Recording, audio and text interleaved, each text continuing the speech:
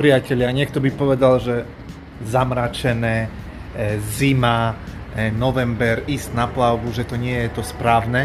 Tak ja vám poviem, že je to perfektné riešenie, ako utiecť od zimy, dažďa, pokiaľ chodíte do roboty a od tej rutiny. A to ešte nie je všetko. Ja teraz sa idem prezliecť a idem na bazén. Prečo nie? Voda je teplá, bazény ohrievané. Je to to najlepšie riešenie, čo môžete urobiť, keď chcete krásnu dovolenku, luxusnú, za dostupné ceny, čo vám Turecko a Egypt určite nedá. Takže takto, MSC World Europa.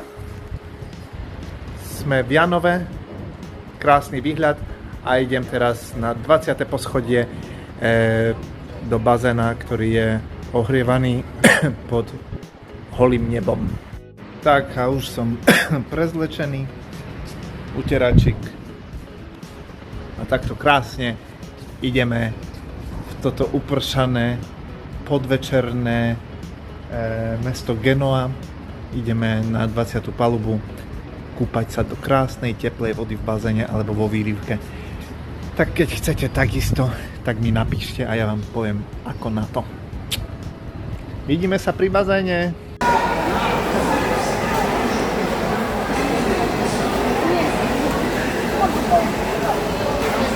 Вот Виктор в бассейне.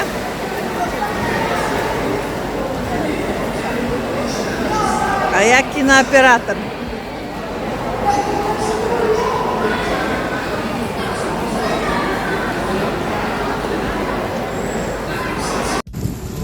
Милан, позри, ako prší. Prší nenormálne.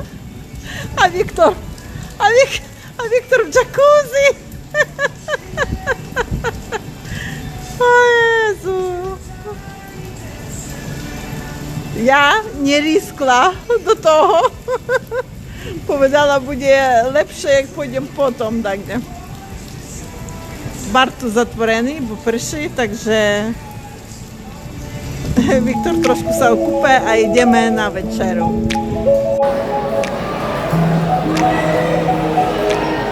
Priatelia, práve som sa okúpal, dávam si prosecco, pokiaľ idem do sprchy, prezlečiem sa, idem do myšelinskej reštaurácie